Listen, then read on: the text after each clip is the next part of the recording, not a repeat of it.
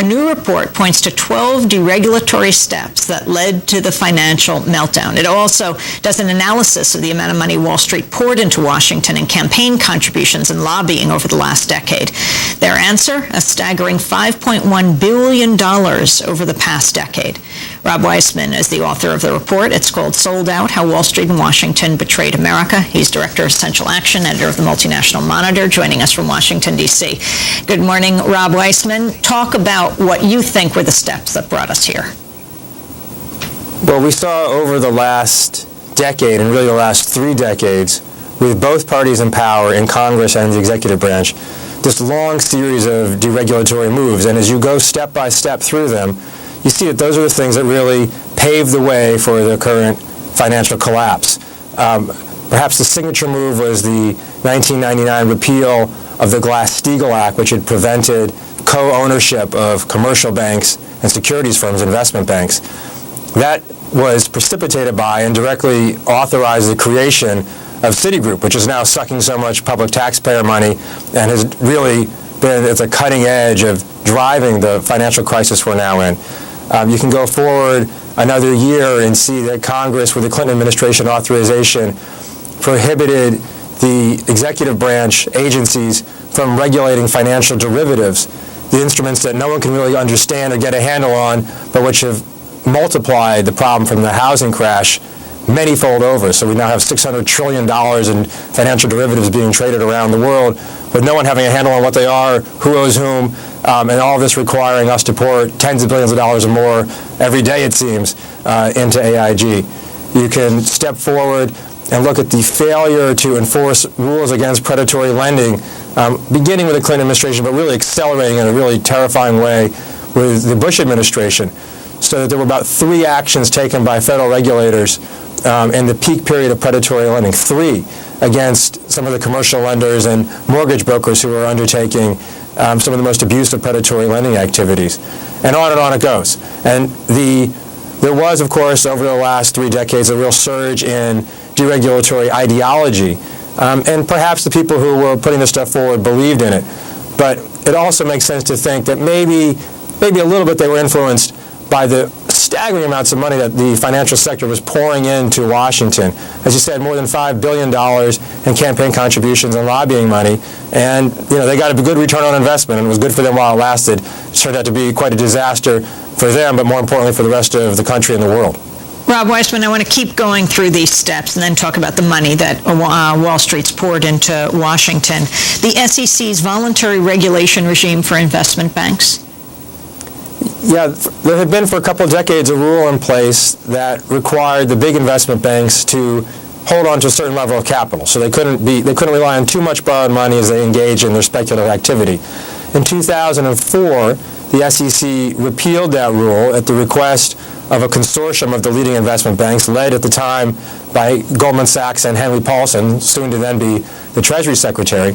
And what the new rule said was, well, let's let the investment banks set the standards on their own for how much borrowed money they can use based on their own internal risk assessment models, which no one could understand and turned out not to do a very good job. As a result, they were much more leveraged, that is to say they used much more borrowed money so they could gamble at much higher levels, and they created a much bigger house of cards, which we saw topple starting in 2007. Glass-Steagall? Glass-Steagall was this Depression-era law from 1933, adopted because of the crisis, in response to the Great Depression and the previous bubble through the 1920s. And it said commercial banks and investment banks, and then later commercial banks and other financial service entities, ought to just be separate entities. Commercial banks have 2 important roles. They are husbanding depositor money, and they ought not to be engaged in speculative activity. They shouldn't be using the depositor money for high-risk gambles that could endanger the depositors and the well-being of the financial system. Under the guise of financial modernization, there was a decade-long effort by the investment banks and the big commercial banks to repeal that law. In 1998, Citibank and Travelers Group, the insurance company, announced that they were going to merge. That was a merger that was illegal under existing law, but they got a 2-year exemption under a regulatory loophole. They then proceeded to force the repeal of the law that had prohibited their merger, and then the merger was subsequently consummated.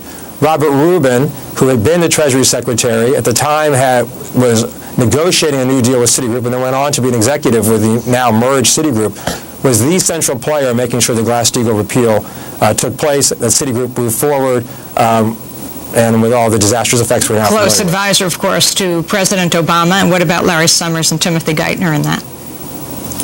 Well, Geithner didn't have such a central role, but Summers was really involved in the Clinton administration in a lot of these key decisions. Geithner was in the Clinton administration, more focused on international issues. But Summers, for example, was a very vociferous opponent of regulating financial derivatives. There was an effort within the Clinton administration's executive branch to impose some really modest standards on financial derivative regulations, on financial derivatives, which at the time were beginning to explode, but still weren't at the level that we're now familiar with. Summers, Rubin, and Greenspan banded together with Republicans in Congress, led by Phil Gramm, to prevent the efforts within the executive branch to regulate derivatives. And then in 2000, they passed a law, Congress passed a law, which Clinton signed into law, prohibiting the federal government from regulating these financial derivatives at all, with the result that not only are they not regulated, not only are they not required to register to show that they serve some social purpose before they're allowed onto the market, but no one has a sense of who owes what to whom. In the course of, we're bailing out AIG because they've engaged in so many of the hundreds of billions of dollars worth of these financial derivative arrangements. It's clear now that AIG itself did not know who they owed, who they were going to owe, who they'd entered into all these contracts for. They were engaged in such a wild speculative frenzy that they'd cut a deal with anybody. It turns out that the executives at AIG literally thought they would never have to pay out any money on these whatsoever. So they thought they were being paid to do nothing, money for nothing, we've called it. And that turned out to be wrong. Unfortunately, the money that's coming is not just from the AIG shareholders, but now to the tune of almost $200 billion from the U.S. taxpayer. I brought up Glass-Steagall again because, well, I think it was 70 years ago.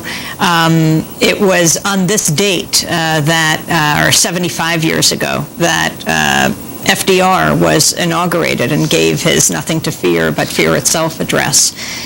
Rob Weissman, your current piece that talks about the amount of money that Wall Street poured into Washington, who did it, over how many years, this number, $5.1 billion? Well, what we did is look at the entire financial sector. So it's the commercial banks, the investment banks, the insurance companies, the real estate companies, the accounting firms, all of whom are heavily intermingled now, by the way. Looked at their campaign contributions over the last decade. That totals more than $1.7 billion. They spent about twice that much, $3.4 billion, on lobbying. With the results that we're talking about. So more than $5 billion, and that is a way understatement on what they spent. It doesn't include the money they've poured in to state-level activities. It's a narrowly defined definition of lobbying, only people who are officially registered lobbyists. We saw that they had 3,000 separate people working as lobbyists for them in 2007. We looked at 20 different top firms in the financial sector. We found 144 who formerly had high-level positions in the U.S. government. I mean, it's epitomized by people like Rubin and Paulson, who came from Goldman Sachs, went into government, in Rubin's case, who went back into the private sector, and who were driving policy on behalf of Wall Street and the big financial sector to the massive detriment of the American public and, as we now know, really the entire world. What are the recommendations that you make, Rob Weissman? Well, the first thing is that all these deregulatory moves ought to be repealed.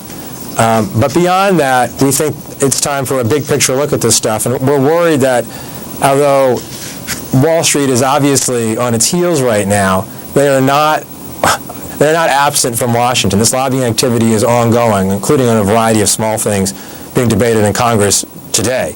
But in the big picture, we think we can't just get mired down in some of these details. The financial sector itself ought to be much smaller. In the preceding 3 or 4 years, the financial sector was taking about a third of all corporate profits in the United States. It was way too big relative to the rest of the economy. It shouldn't be more than 10%, so it should be shrunk down.